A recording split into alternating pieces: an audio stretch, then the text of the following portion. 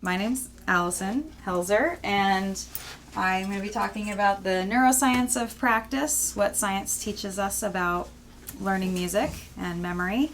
I am a musician, but I have a background in science because I got a degree in neuroscience from Dartmouth College, and I worked for a few years on a longitudinal study looking at adolescent brain development and at the University of Oregon. And I have since changed careers, but a lot of the principles from that have stuck with me, and I think about it every day, especially in relation to music. So I'm going to share a little bit about that.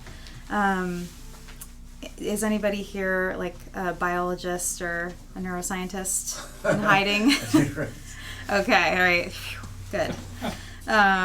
So there's a lot to talk about here, so please forgive me. I'm going to try to stay on task and look at my note cards so I don't ramble, because I could talk about this for hours, but I'm going to try to stick to the points. So in the study that I was working on, we used a imaging technique called fMRI. So you may have heard of MRI, which is magnetic resonance imaging, and that uses magnetic fields and magnetic gradients to look at soft tissue structures in the brain and other areas of your body. The F in fMRI stands for functional, so that type of imaging is the same technology, but it looks at blood flow rather than the structures, so we can see what areas of the brain are active when a participant is thinking about something or doing a particular task. So when we overlay those two images, then we can see, what areas of their specific brain are activated. So that's the kind of stuff we were doing in the study I was working on, and that's what a lot of the research in neuroscience these days is based on, because it's a really, really informative technique. So I'll just give a brief overview of the building blocks of the brain, which are neurons. They're the cells that make up our brain. And along the way, I'll try to relate things back to music learning and practice. All right, so this is a neuron. So there are about 85 to 86 billion of these in our brains. And they are composed of a cell body that have these receiving points here where other neurons come in and talk to the cell.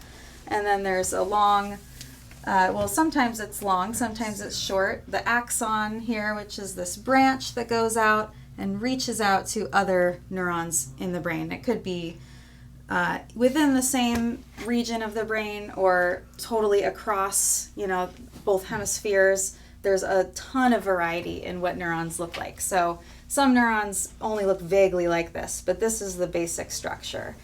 So they connect and communicate with each other, and that is how we think and move.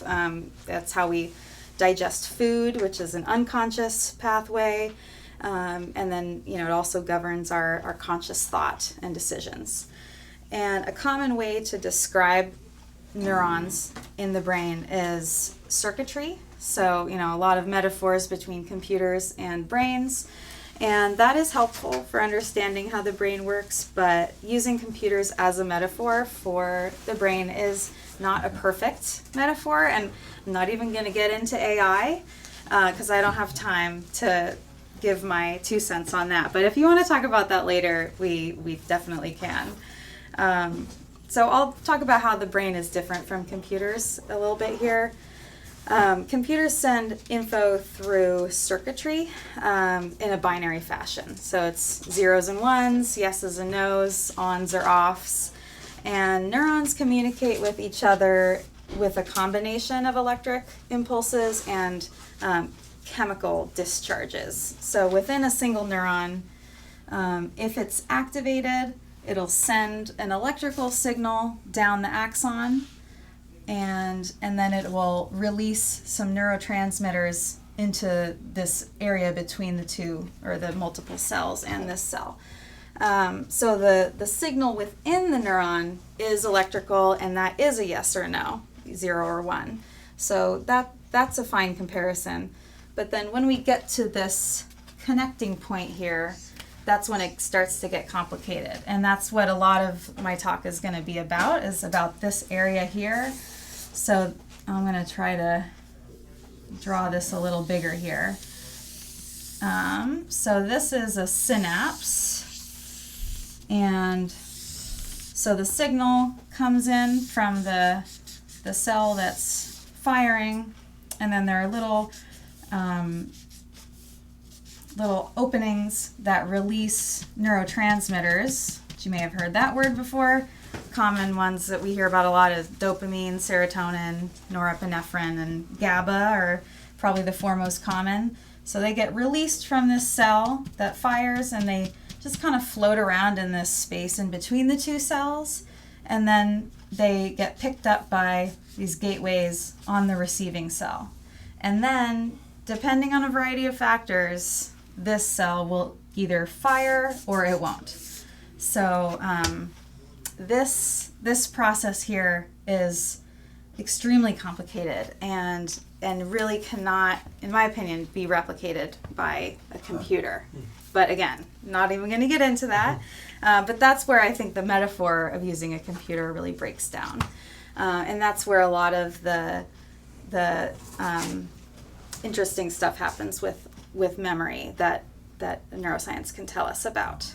So some of the other factors that will determine whether this next cell fires or not is what the neurotransmitter that is released actually does. So some of them make it easier for the next cell to fire. Some of them make it harder. So those are an inhibitory effect.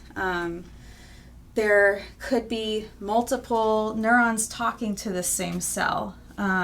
So here, if we go back to the cell body here, here's a neuron talking, here's another neuron talking. So they're all going to converge, and then the effect of all of those impulses will determine whether this cell fires. So it's, it gets kind of complicated. And certain neurons are more sensitive than others. So it really, the variety can just go off into infinity, and we're still studying and learning about how all that works in the brain. But I think it's helpful to understand, the zoomed in elements of what's happening when we do anything in our lives, because this is the basis of everything in our brain. One of the most common phrases that you learn in an intro neuroscience class is cells that fire together, wire together.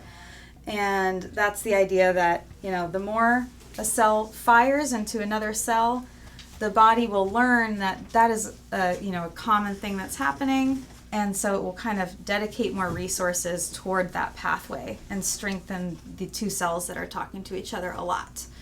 And that's, of course, what builds memory. So the concept that comes out of that we can reference is repetition.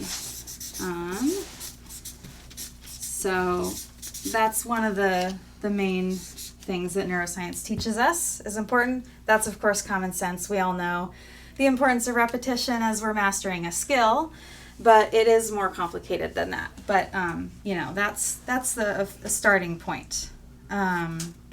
So a study that was published in 2021 found that a lot of the work encoding memories isn't really done while we're actually performing the task. It happens in the time immediately after.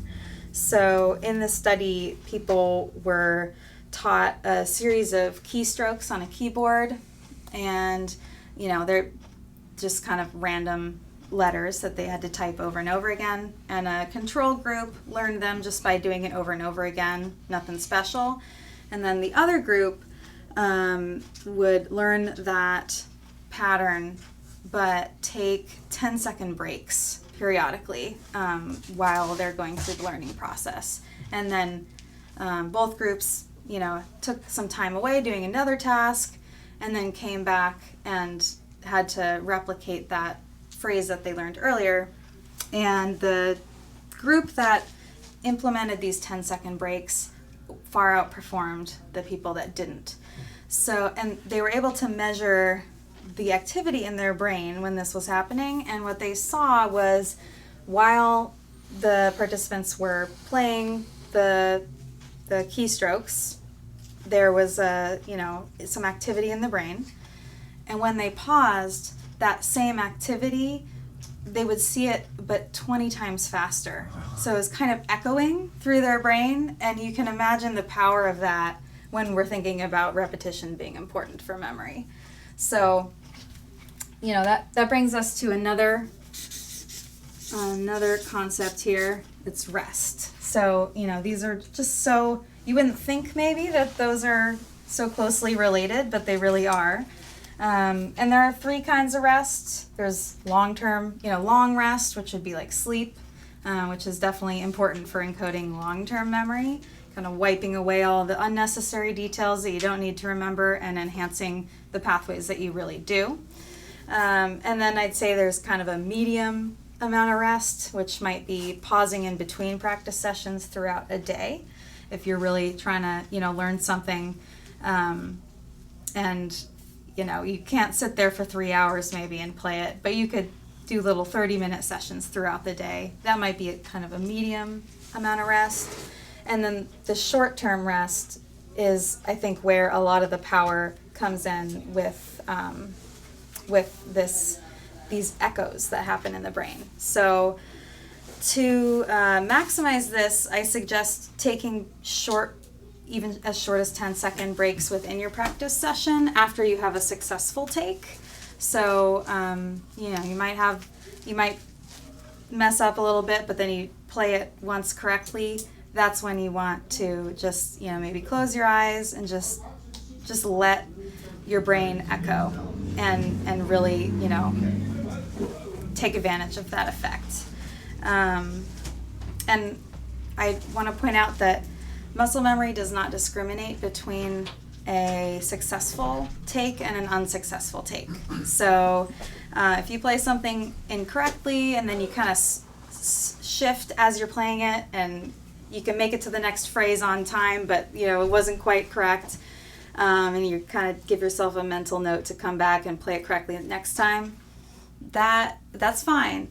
But you're not actually teaching your body how to play it correctly. You're teaching your body how to do that exact thing again next time.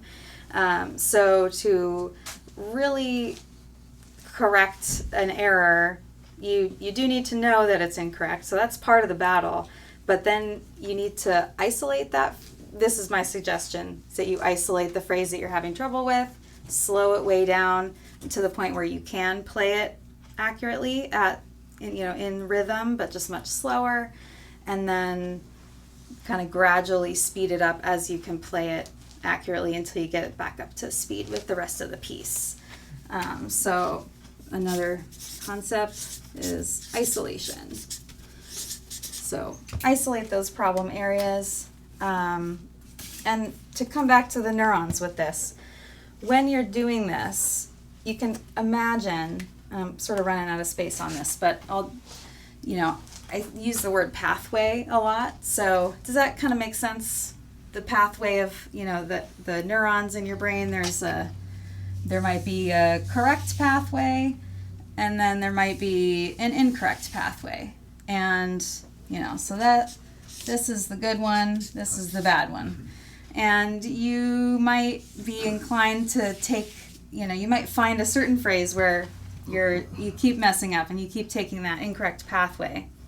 So when you're slowing down that and isolating that phrase, you can go this direction more and more, and you're teaching your body that it doesn't need this pathway anymore. So you're neglecting that. That's one of the words that they use a lot in the studies is neglect. So you want to neglect this pathway that you don't need and enhance this pathway that you do. And one way to think about this is that I've heard I really liked was a field in a snowy field. So people are walking across the field, everybody's kind of taking their own path. Maybe a certain path, people start converging at a certain point and the snow gets packed down deeper. And even as more snow falls, that deeper path can stay visible even with a fresh layer of snow. But those paths where only one person walked a particular direction kind of start to disappear. And that's a little bit of what happens in the brain, especially with the longer rest, like sleep, when your brain starts to just recycle the neurons that might have been supporting this unsuccessful pathway, and maybe reallocate those resources to the pathway that's actually getting used more often, which is the one you're really concentrating on playing correctly.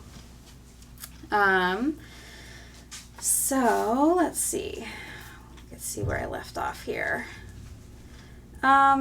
So we've talked about neglect. So I want to talk about what's happening when we're strengthening this pathway. There is a substance called myelin,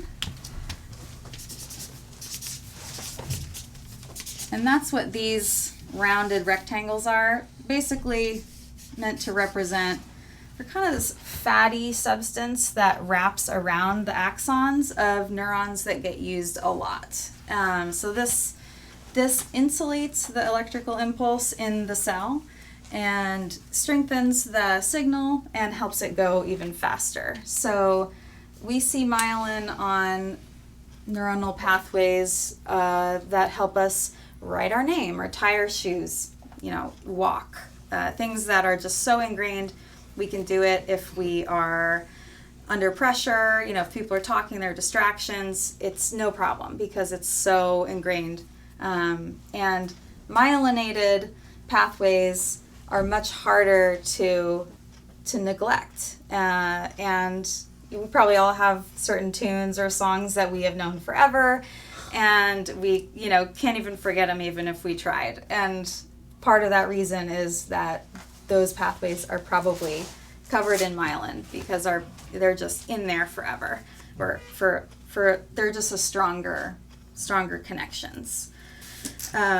So the tricky part is knowing exactly at what point a tune starts getting to that myelinated state. Because when you're sitting in your living room playing and you're comfortable and it's low stress, you might feel really confident about what you're playing. But then once you start, I was experiencing this a little bit yesterday when I was playing with Sally, because Sally was so good, I was getting distracted by how good she sounded. And then I was, when we were rehearsing, I was making a few errors because I was just so distracted by how good she sounded. So, that was a little clue to me, like, okay, I need to concentrate a little bit more because the song I was playing with her, relatively new to me, so it wasn't probably fully myelinated. So you can simulate you can simulate the pressure.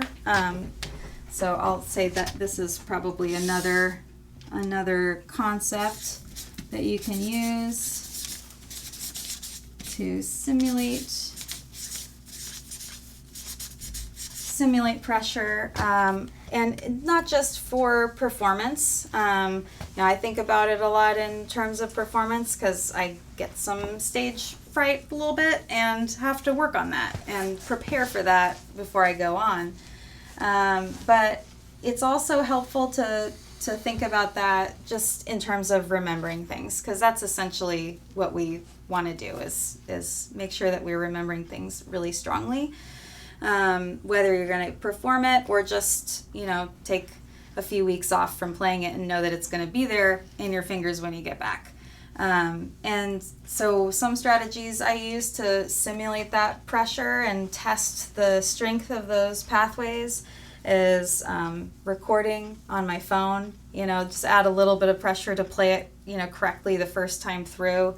Sometimes I put a lamp on and try to imagine that I'm on stage, or play with a friend, and have that sort of rehearsal situation, and or play when the TV's on and maybe there's another, a commercial comes on and there's a jingle, can I still play the tune?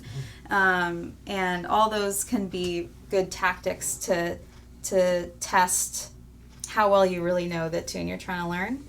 And when you're doing that, you might notice feeling a little bit uneasy or, a little bit off balance in a certain section of a song, and that can help you identify those weak spots that you can come back and isolate and work on strengthening to just make sure that you have all of that locked in. And when you're doing this, be careful not to push yourself too hard, because you don't want to start making mistakes again. Of course, it's obviously okay to make mistakes, but you don't want to go back to this incorrect pathway too much. I'm thinking of a very specific tune there's a very specific part of it, and I always have this problem, and I can slip back into that old problem if I'm not, careful. So sometimes sometimes you'll always have to pay a little bit of attention, but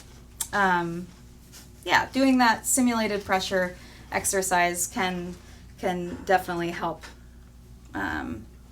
identify those weak points so that you know about them and they don't catch you off guard when you're put on the spot. And this kind of relates to another thing that is really important for memory, which is emotional valence. So that's like the strength of an emotion that you feel, or just the presence of emotion as you play. And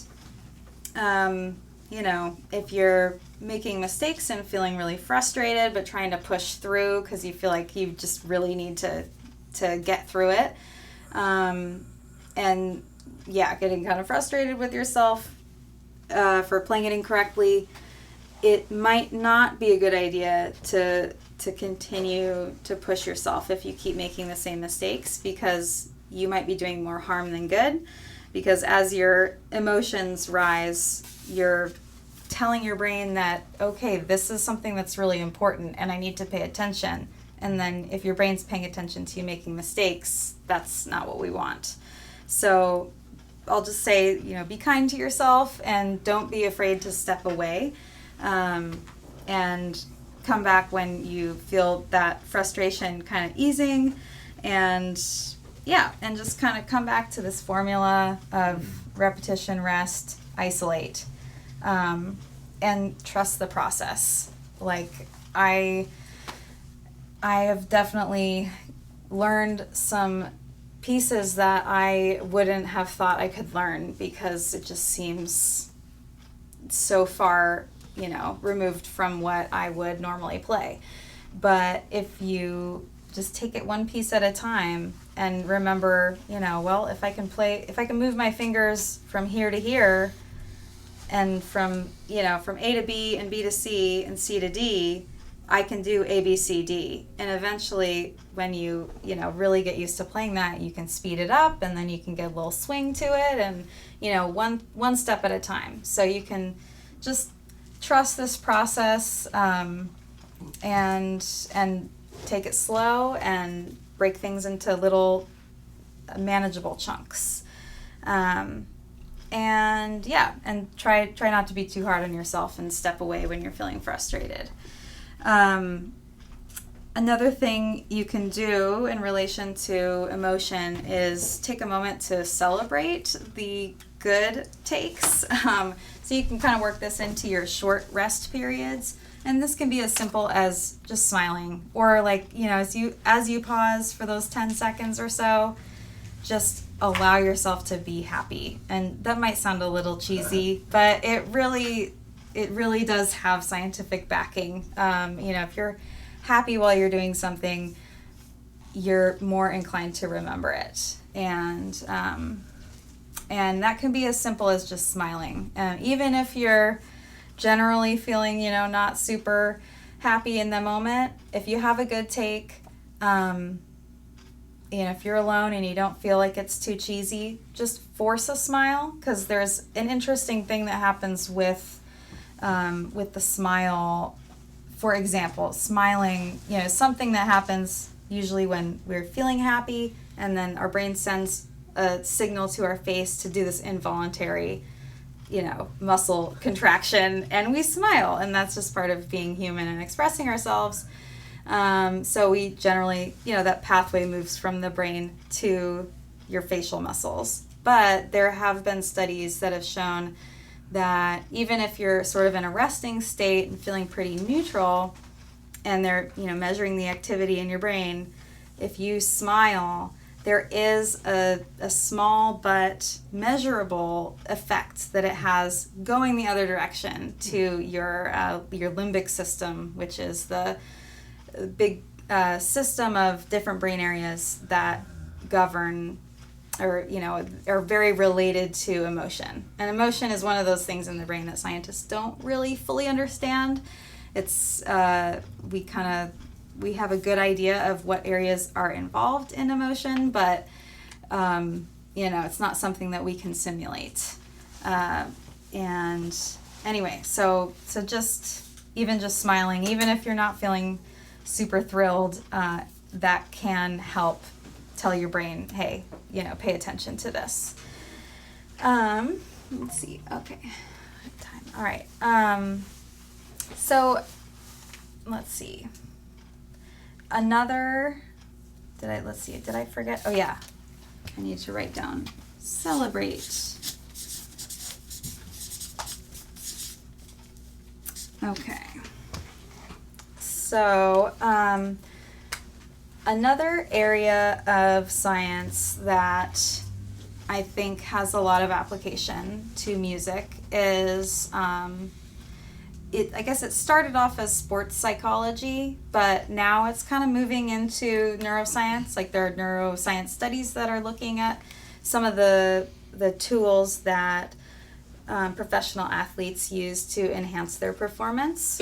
One of the things that they do is visualization. So, if my dad was a wrestler and then a wrestling coach, and one of the things that he used to talk about a lot and still does, but I remember it specifically when I was in sports doing cross country, he would tell me to visualize the track, before you go out to race, like the night before. Just close your eyes and imagine at the starting line, imagine the gun going off, and imagine racing, and just like really go through every step in as much detail as you can. Visualize yourself being there and getting to the finish line, and and what that's going to feel like. And that was one of the tricks that he would use as a wrestler, is imagining the situations that he might get into out on the mat. And a lot of athletes have sworn by this technique for many years. And I was wondering about that with music. And so after, over the last couple of years, I've been trying to incorporate that into my play a little bit. And I think it does help, especially with those problem phrases, or if you're learning a brand new tune, you might know where you need to put your fingers, but what frets you need to move your fingers to, but sometimes it's another whole story to actually get your fingers to go to those frets in the right rhythm. But you can visualize, if you can visualize your hand going to those places, then that could be, a nice low pressure way to try to get the good pathway started, kind of lay the groundwork for that. And there are some studies that are being done in recent years trying to, back up this strategy with scientific results. And sure enough, there is evidence to show that visualization is an effective technique. And it's kind of similar to, I don't know if you've heard of mirror neurons, but they are they're neurons that fire in response to seeing somebody else do something. So if you see somebody else eating their dinner and you start to get hungry, that is the kind of thing I'm talking about. So it's kind of similar to that, where you're not doing the action, but you're thinking about it, and those similar areas of your brain are lighting up in the MRI because you're thinking about doing that action. So that's a good way to prime those pathways for actually getting in there and playing. I gotta write that down too.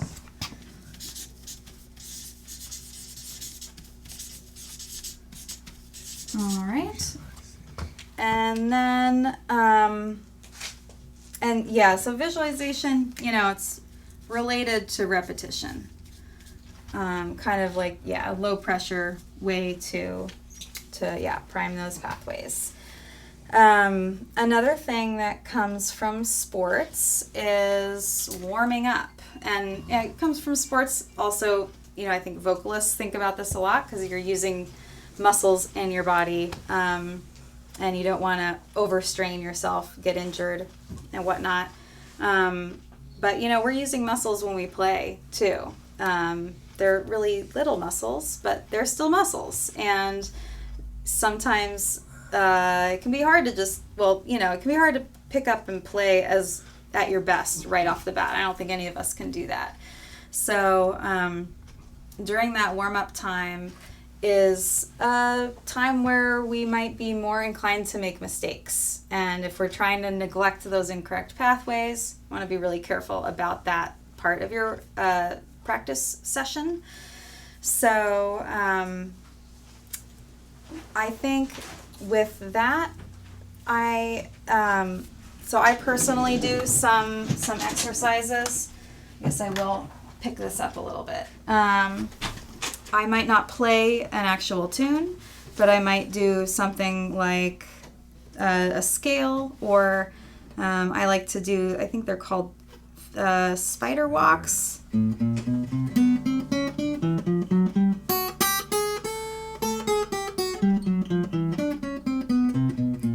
So it just kind of gets your fingers used to the fretboard and, gets the blood flowing a little bit. And it's also helpful if you're playing an instrument, a type, like if I was to pick up a different tenor guitar that might have a little different spacing between the strings or something like that. It could kind of really throw me off, those little tiny changes. But if I can sort of map out where the spaces are ahead of time, then I'll be less inclined to make an error because of that kind of feeling of being off balance. Any questions about any of that? I kind of am needing a sip of water. So the go back to the myelin. Mm-hmm. So is that like, you said that wraps around and that stores memory? Is that what you're saying? So pretty much. I mean, I'll explain it in a little different way. So the memory storage, it's not like a computer chip, Yeah. So it's kind of hard to like really grasp, but It's like a Rolodex or something? the memories in the brain are really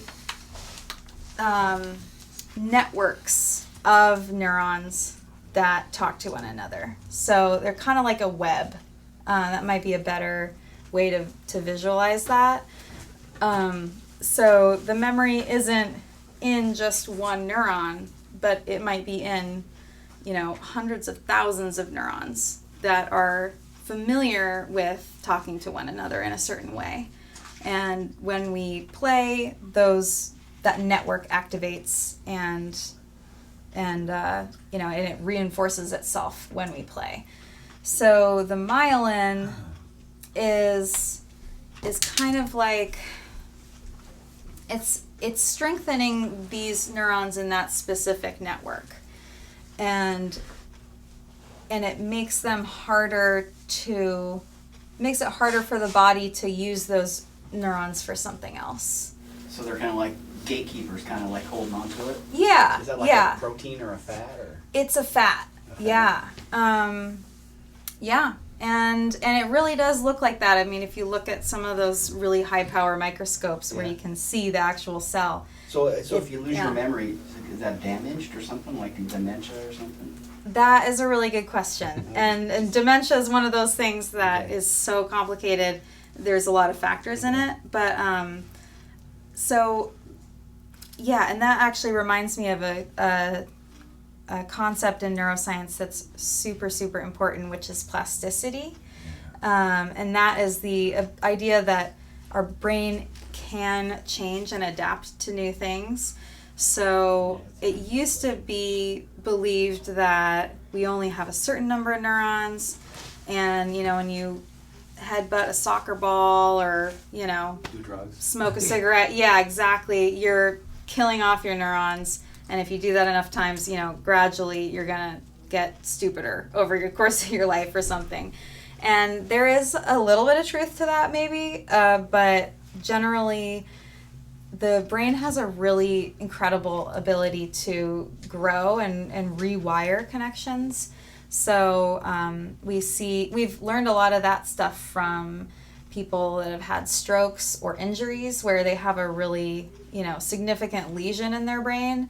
And maybe, like, for example, maybe somebody has a stroke or gets into a car accident or something and damages the part of their brain where they, you know, there's, like, for example, if you hit the back of your head, in the back of your head there's the visual cortex. So your eyes transmit through the optical nerve back into your brain, all the way to the back of your brain, and that area of cortex way at the back is where you are interpreting the visual input. So, you know, if you hit your head really hard back there, you might see stars. Yeah. Or, you know, you might lose the ability to see for a little bit, but with some time and rest, the brain can regrow those pathways. And that's not to say that you won't, you know, live with some of the effects of a major brain injury, but there's a lot of potential for the brain to rewire.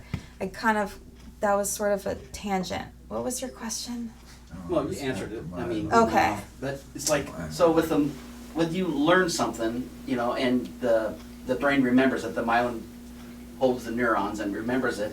If you learn it wrong, and it's hard to like unlearn it. Yes. Yeah. So you gotta retrain your brain to unlearn it? Yes, exactly. Yeah. And that is the tricky part about, you know, trying to play through an error. It's, you know, it can be, I mean, I do it all the time. So I'm you know, it's not like I follow my advice 100% of the time, but I do think about it. I'm like, okay, I need to come back to that and really try to smooth that over. Okay. I was just going to say, like, also, when you remember something, you're not really remembering the original incident. You're remembering your last memory of that. Yeah, absolutely. Which I guess is the pathway thing. Yeah, that's really important. Definitely. Yeah, that's a really good point. Yeah. And, yeah.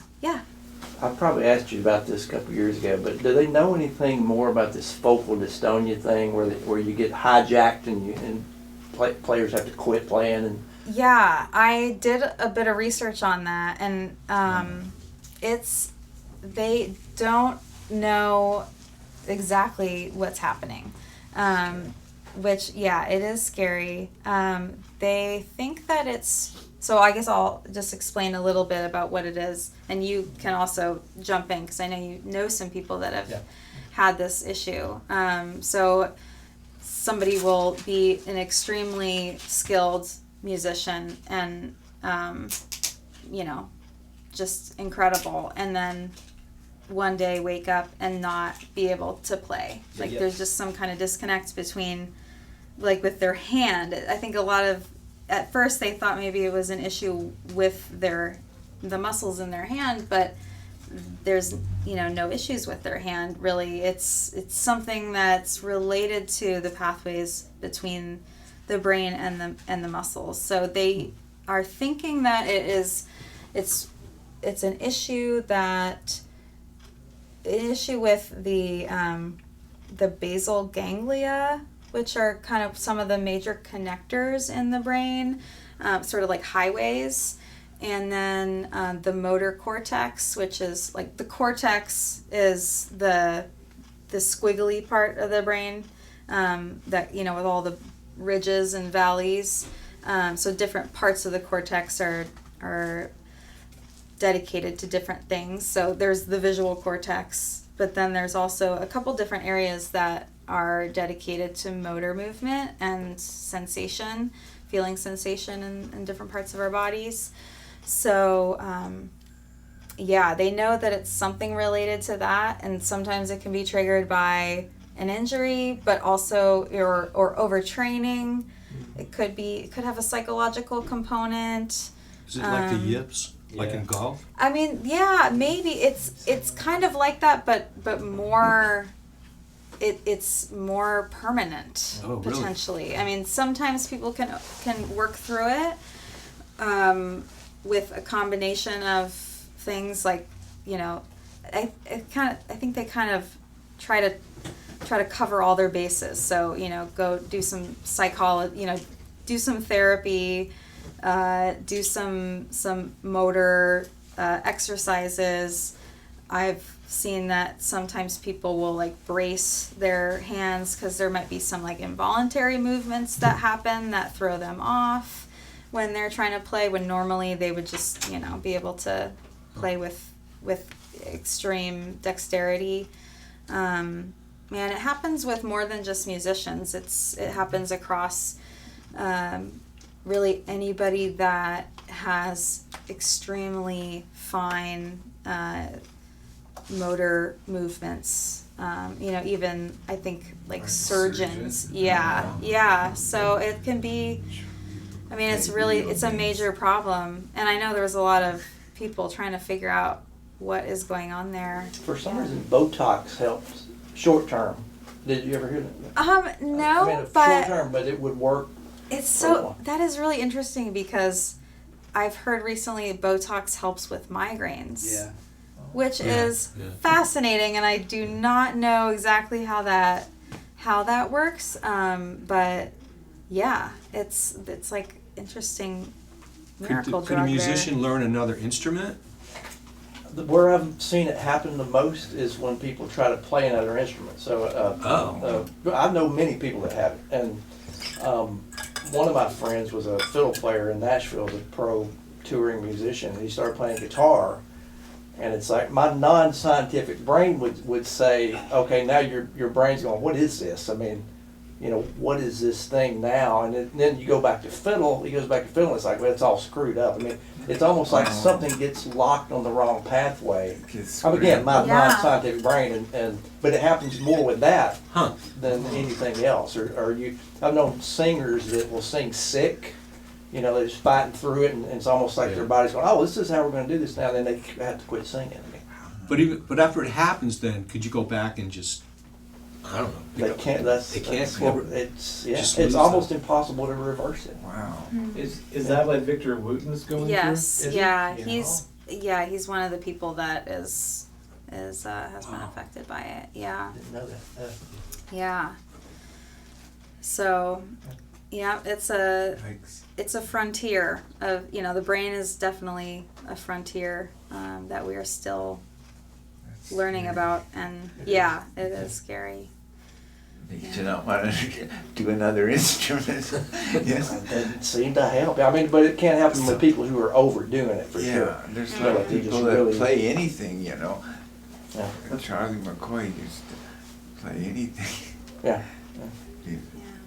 Does your research get into like learning a tune by looking at the music and memorizing it that way versus trying to learn it 100% by ear, or is there a difference in how the brain processes those?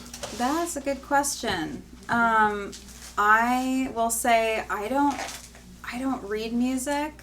I do read tablature all the time, and I used to learn things only by ear because I started out in Irish music exclusively, and so I would play in a session. So I would know a couple tunes, and then the rest of the time I was spent just trying to figure it out. And I think there's value in learning things by ear because you're training your brain how to search out the notes on the fretboard that you're looking for. So it's kind of a different, I think you're building a strategy, you're building a skill when you're learning by ear, so that you are used to, finding things on the fly.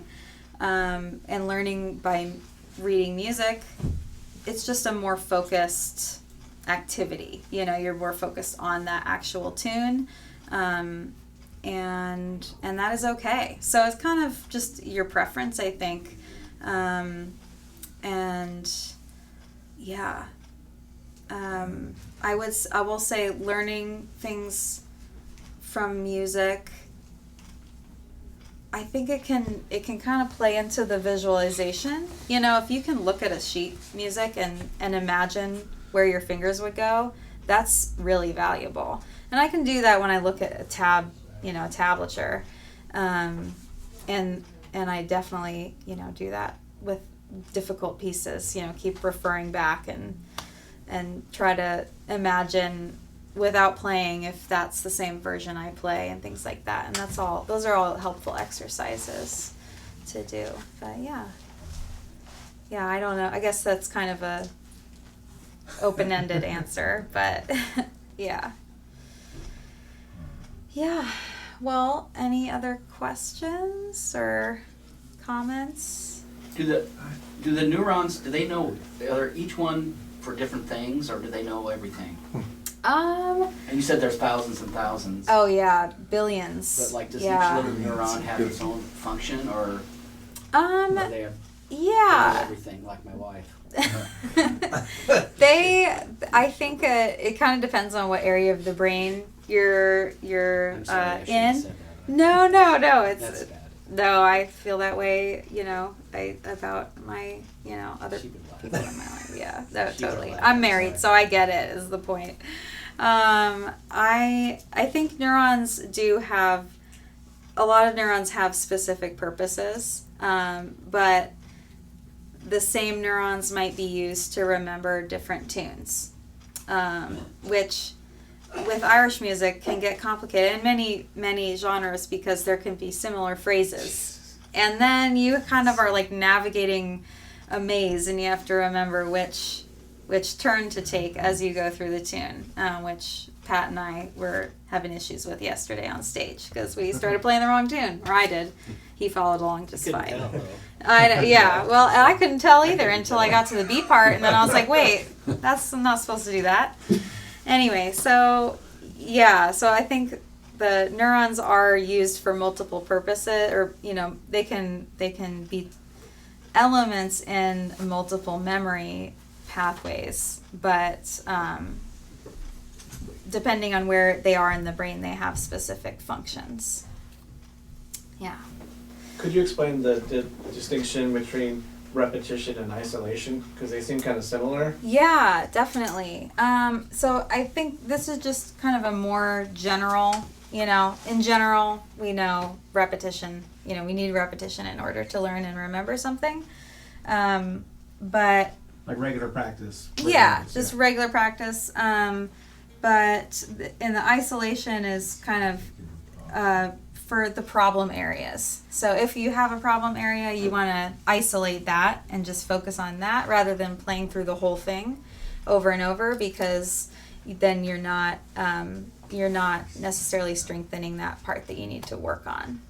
So I guess isolate and give that more repetition, but careful repetition so that you can really hone in on the correct way to play.